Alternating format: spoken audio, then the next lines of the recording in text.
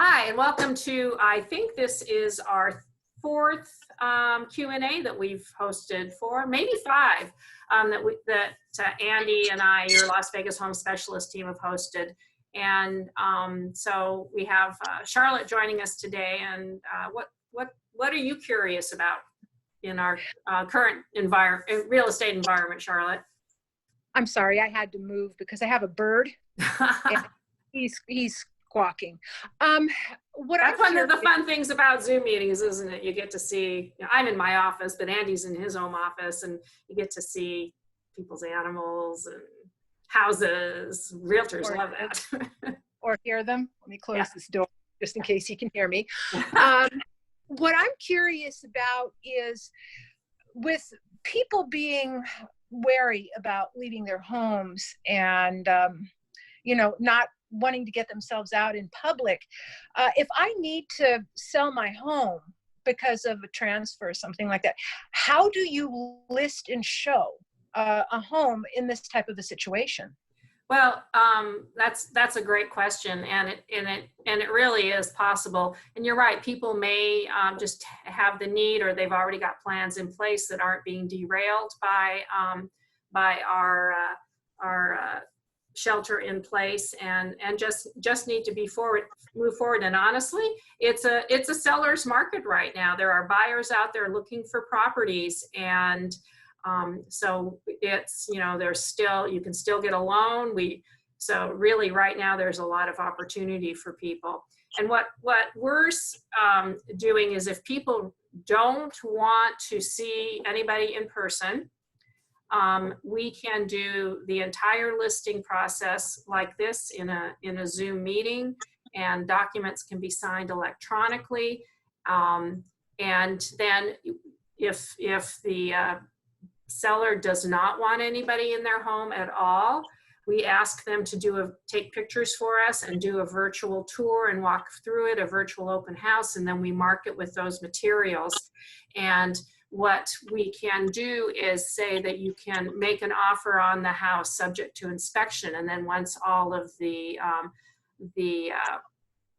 contingent, whatever, there's an agreement, then the seller would leave the house and the buyer would then go with their agent. Now here in Nevada right now, we've got some recently implemented pretty stringent showing rules. We can still show houses, but we can't go into a house if someone else is there. So if the house is occupied, the seller has to leave, and then the house is shown to one person at a time, along with the real estate agent. So if, let's say that a husband and wife want to see a house, Andy and I, or them with their realtor, if they have other representation, would take them into the house one at a time. And we're being really careful about not touching. Sellers are encouraged to leave all the lights on and open every single door so nobody has to touch anything. And gloves, masks, booties are provided. If you're not quite so concerned, you're okay with meeting us, we're happy to meet you and in person, or come in and take pictures, maintaining safe distances. So it's perfectly possible, and we're doing a lot of interesting marketing right now, which actually has really far-reaching. It reaches very far because we're really focusing on virtual showings. So we can meet whatever a seller's needs are. Something we should point out is that the iBuyer, like Zillow and Open Door, and I don't know, what's another one, Andy? Yeah, or even Redfin. Anyone who is doing an iBuyer, which is where you sell your house sight unseen at a set price to without representation, without having a realtor helping you. All of those have been canceled for the time being. There aren't any iBuyers out there. So you're going to be faced with somebody wanting to see your house at some point, more than likely. Although it could very well be, and Andy and I both sold houses, for instance, to active duty military, where they really haven't seen the house. We've shown it to them only virtually. They've had a home inspection, and sometimes the first time they've seen the house is when they get to town and we give them the key to go in. So it's not like we're in uncharted area. And certainly we've already, through the use of e-signatures and whatnot, have been able to limit that kind of contact. And Andy's been through a couple of closings just in the last couple of days, where the social distancing has been in place. I don't know, Andy, you want to talk about that a little bit? As far as signing goes, the title companies don't really want anybody there but the people who have to sign. So just the buyers themselves, no loan officers, no real estate agents. Mm-hmm. So we're doing that. You know, I've been showing homes. I'm actually showing a home later today, and I'm showing 2 homes tomorrow. So the one day is vacant. One of the ones tomorrow is, the other one's not. So like Lisa said, hopefully the sellers leave, which is what we're trying to get them to do, and then we can walk through the house at that point. Try not to spend as much time in the house. You know, it's not always easy depending on your client. Different people, some people react differently to what's going on these days than other people. You know, some people are very strict and don't want to see anybody, and other people don't really seem too worried about it, you know, and don't really maybe keep as much distance as maybe they should. So, you know, you kind of have to train them to do what we want them to do, you know, to make sure that everybody's being as safe as possible, because we, of course, don't want to catch it and we don't want to spread it either.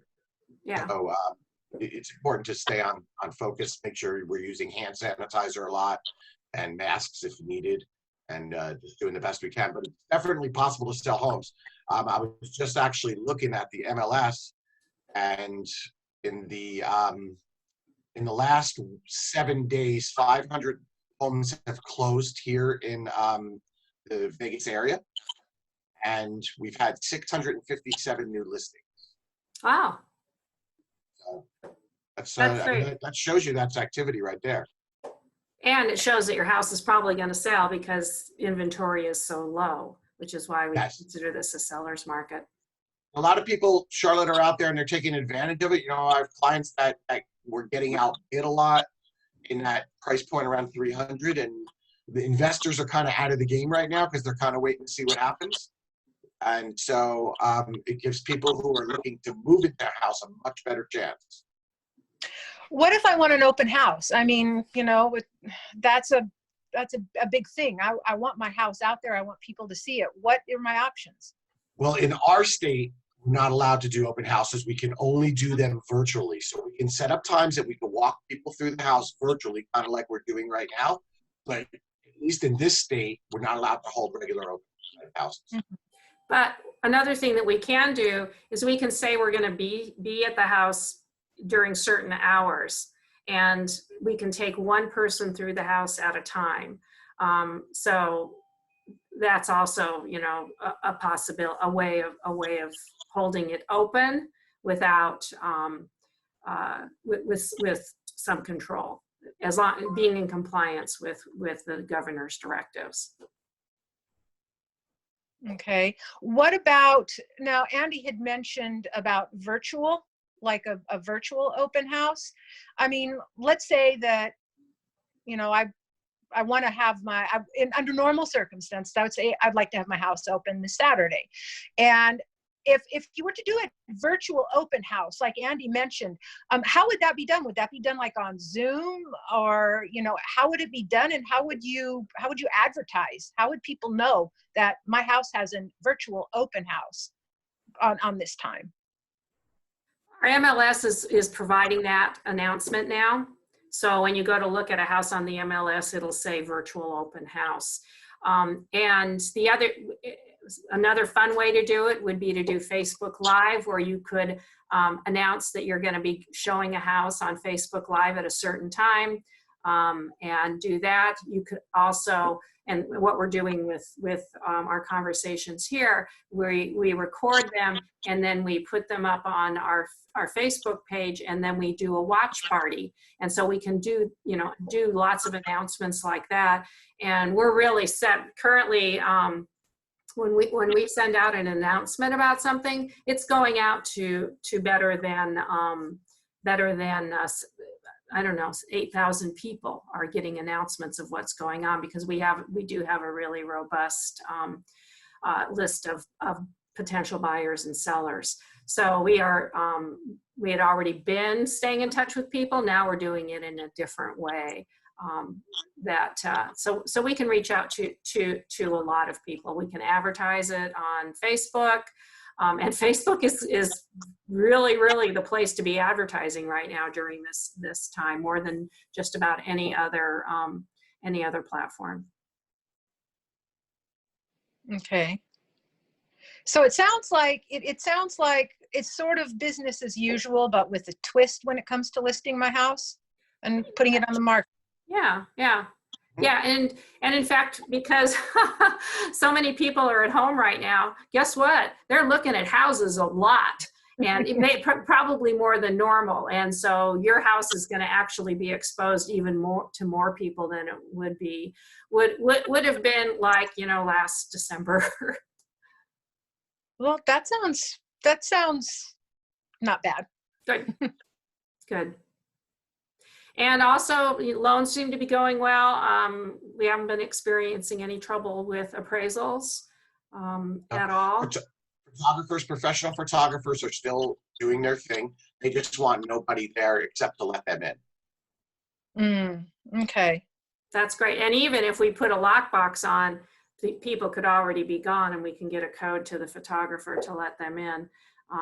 I've been having to have some work done on some houses, and we just sort of said, let them in and then leave, or leave and we'll make sure they get in with the electronic lockbox. So it's almost simpler than the transition has been a lot simpler than I'd anticipated, frankly. I'm surprised that it doesn't sound like it is the listing and marketing part really hasn't gotten any more complicated either. It sounds like it's pretty much, as I mentioned, par for the course, but just a little bit of a twist. Right. It's a little bit, it's more on the buyer side, I think. Don't you agree, Andy, where we just have to be more careful of what we're doing. Yeah, it's true. And some, like I have one client that I show homes to, and has kids, and she's a single parent, so sometimes the kids tag along, and it creates a little bit of an issue, but you know what, it can all be worked out. Yeah, well, that's what we are. We're flexible, and we know how to react to different markets because we've been through lots of them, and that's really the benefit to working with people who've been in the industry for some time and do it full time, like Andy and I do. Do you think that, once this is over, once we get through this particular issue, do you think that the changes that we're seeing right now in like listing and marketing and even showing homes, how much of that do you think is going to be permanent? I think a lot more marketing is going to be virtual. I think that's going to be at least added to normal marketing. Not that we didn't do virtual anyway, but that's going to be a higher priority. I think that's going to be around for a while. I think Zoom is going to be around for a while. It allows people, and everybody's comfortable with it now.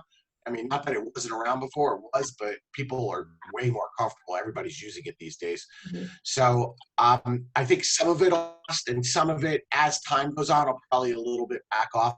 People do like to see homes if they live in the area, so I don't think there'll be as many virtual showings as in the future as there could be now. Yeah, I think it's, if you need to buy a house sight unseen, that's one thing. But if you don't, you at least want to see it see it once before buying it. I think for us, it's going to be more, and we're already incorporating it just into how we market, and we've really expanded our ideas about marketing homes, and are going to be adding those into our marketing presentations for sure. That part's been pretty exciting, and also being able to talk to people this way is really nice. And I think everybody's just getting more comfortable with it. Before, like, Facebook Live would make me like, oh. And honestly now, just, it's okay if we don't have a perfect scene. It's all right, because it actually makes it more interesting and more fun, I think. So we've had a good time actually incorporating all of that into what we do. It makes our job more fun. Well, I feel a little bit better about that whole listing process. Good. And I'm sure for those of us that are a bit introverted, the idea of not having to meet face to face with people, there's a certain appeal to that. Yeah. Well, and honestly, we always prefer it when the sellers aren't there. Realtors prefer that. It just makes it's a much more relaxed situation. Unless sometimes though, a seller can really sell their home. Sometimes I would agree. Sometimes. Yeah. And actually, I heard about this. Another agent in the office did that. She encouraged her client to go through and walk through the house with their phone and take a video and describe a special memory in each room that they had, which I thought was really charming. And that kind of is part of the idea of sellers, having loved their home, passing that on to the new prospective owner.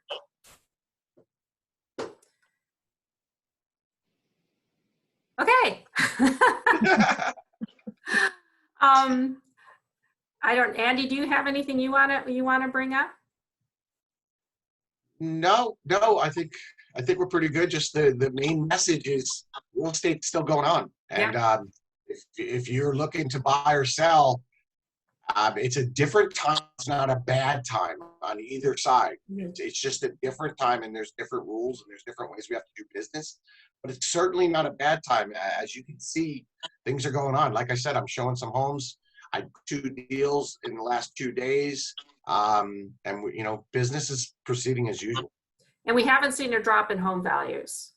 That's important as well. They're holding steady. I think our median price here in Nevada in March was still 315,000. So, provided that inventory continues to stay low, which it's going to, we do have a shortage of housing, both here in Nevada and in other parts of the country. So values, at least right now, are holding. So for sellers, we know what things are selling for right now. That's a known for us. So, well, that's all. Thanks for joining us. Well, thanks for answering my questions. Thanks, Charlotte. We're so glad that you called in, and we will, Andy and I'll see everybody tomorrow at 11. Thanks, Charlotte. Thanks. Bye-bye. Bye. Bye.